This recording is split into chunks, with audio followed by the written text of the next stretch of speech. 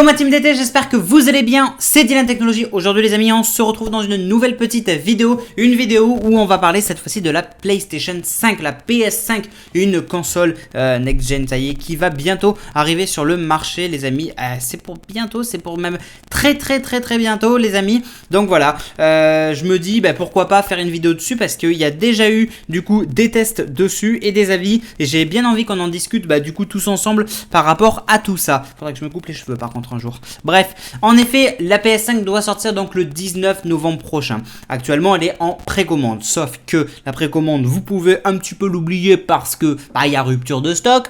On s'étonnait bien, donc voilà, il y a deux PlayStation, je vais pas vous refaire tous les descriptifs qui a été annoncé il y a quelques mois, mais la PlayStation 5, la normale avec disque, avec lecteur de disque, et la PlayStation 5 Digital Edition, donc elle, l'édition uniquement digitale, vous l'aurez compris, sans disque. Voilà, ça c'est aussi simple que ça. Donc toutes les deux, la différence c'est, il y en a une avec le lecteur, l'autre pas du tout. Voilà, en gros c'est ça. Alors, du coup, on va parler aujourd'hui un petit peu des avis de ce qui a été dit concernant ces deux PlayStation 5 pour savoir du coup qu'est-ce qu'on peut, quelle serait la Play à acheter. Est-ce que c'est la plus peut-être l'édition digitale ou peut-être pas, etc. La puissance, les comparaisons, mais également les comparaisons avec la Xbox. Donc voilà, ça fait donc déjà maintenant pas mal de semaines que la PS5 donc est en précommande et les ruptures de stock sont déjà clairement au rendez-vous.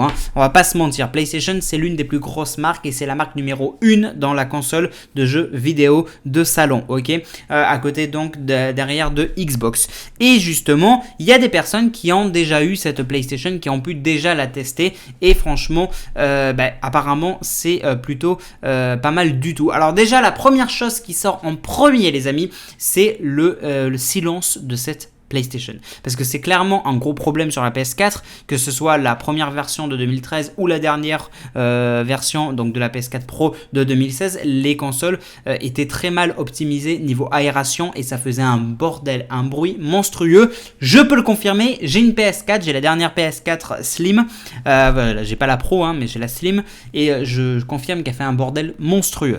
Voilà, j'ai également des amis qui l'ont et c'est pareil, ils ont la PS4 Pro eux, et clairement il y a un gros bordel de ce côté là, donc voilà, c'est déjà ça. N'hésitez pas à mettre le petit like, le petit commentaire, le petit partage et abonnez-vous et activez bien les notifications pour ne rien louper les amis.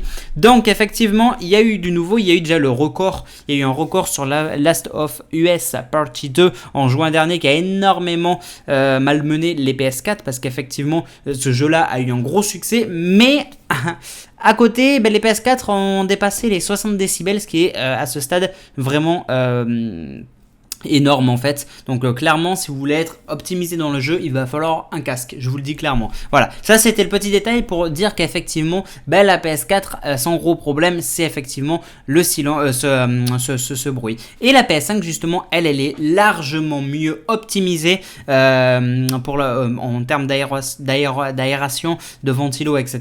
pour faire beaucoup moins de bruit, et c'est ça le premier plus de cette PlayStation. Le deuxième plus c'est aussi la DualSense. Apparemment elle n'est pas du tout décevante. Donc la DualSense c'est la nouvelle manette de la PS5, une manette donc un peu en mode révolution, donc de nouvelles couleurs, une nouvelle finition, de nouveaux matériaux, des boutons qui pour certains ont changé de logo, etc.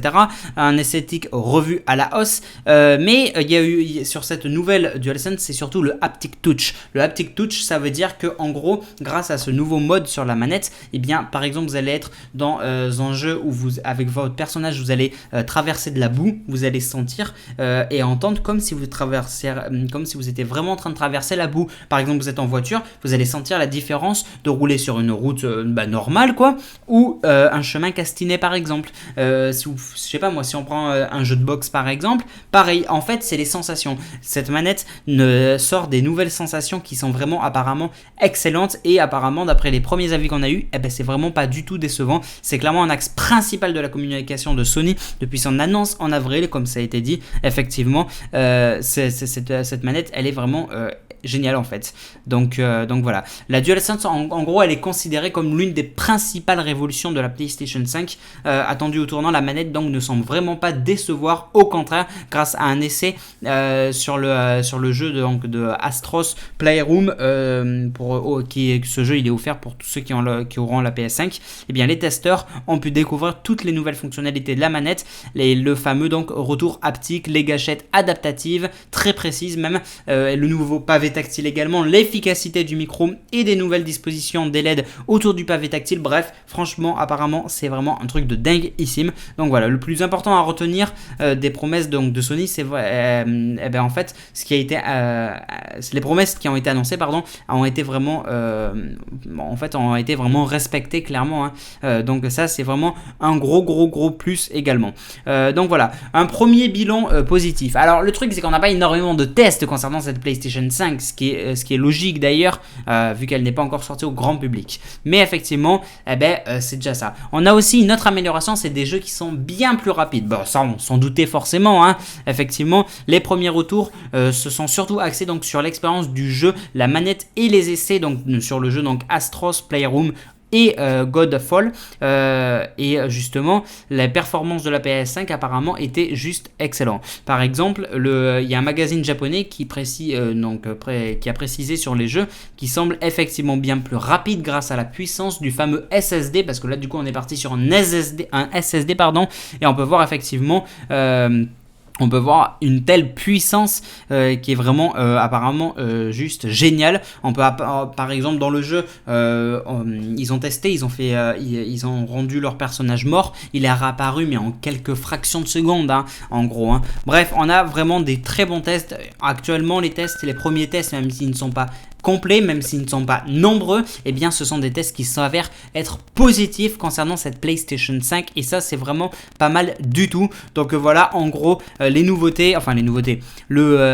premières informations concernant cette PlayStation 5. Pour rappel, la PS5 donc la Digital Edition est disponible à 399 € et la version avec le CD donc la PlayStation 5 normale elle est à 499 €. Voilà, ça c'était aussi ce qui était dit. Les précommandes donc sont déjà ouvertes et la sortie est datée au 19 novembre prochain les amis. Donc voilà en gros les nouvelles et dernières actualités concernant cette PS5 et surtout les tests et avis. Et apparemment les tests et avis, comme je l'ai dit, s'avèrent être vraiment très bons. Donc voilà, en seulement un mois et demi, donc c'est des retours vraiment qui ont été très positifs concernant donc cette Play. Et voilà, moi je sais que j'ai depuis tout petit, hein, j'ai eu la PS1, 2, 3, 4 et j'espère avoir la 5. Et bien franchement c'est juste excellent. Clairement on est vraiment pas déçu du côté de la puissance, du design ou de la manette, comme je l'ai dit, comme on en a discuté tout à l'heure dans la vidéo. Bref, franchement c'est génial. Donc voilà en gros les retours. Si vous êtes intéressé pour acheter cette PS5, vous pouvez toujours essayer de la précommander sur n'importe quelle boutique, n'importe quel magasin, que ce soit en ligne ou physique, mais je vous promets rien parce que les ruptures de stock sont très nombreuses. Sinon vous attendrez du coup le 19 novembre prochain pour acheter cette PS5. Donc voilà, franchement il y a déjà en plus des retours positifs, des avis, etc. Il y a eu énormément de précommandes, il y a eu tous les stocks ont déjà été épuisés. Apparemment c'est un gros carton qui démarre très bien pour Sony cette année sur cette nouvelle PlayStation 5 les amis. Bref, c'est la fin de cette vidéo, j'espère qu'elle vous aura plu. N'hésitez pas comme d'habitude à liker, commenter, partager, abonnez-vous, c'est super important. Je compte sur vous et surtout n'oubliez pas aussi d'activer la cloche pour recevoir toutes les notifications et de me suivre sur les réseaux sociaux Facebook, Twitter, Instagram, Snapchat, TikTok, Discord. Tout est dans la description, je compte sur vous, c'est super important, comme ça vous serez sûr de rien louper en actu, en vidéo, live, etc. Donc je compte sur vous la team d'été. Merci à tous, c'était Dylan Technologies, on se retrouve du coup dans une prochaine vidéo et dans un prochain live. Salut tout le monde, ciao.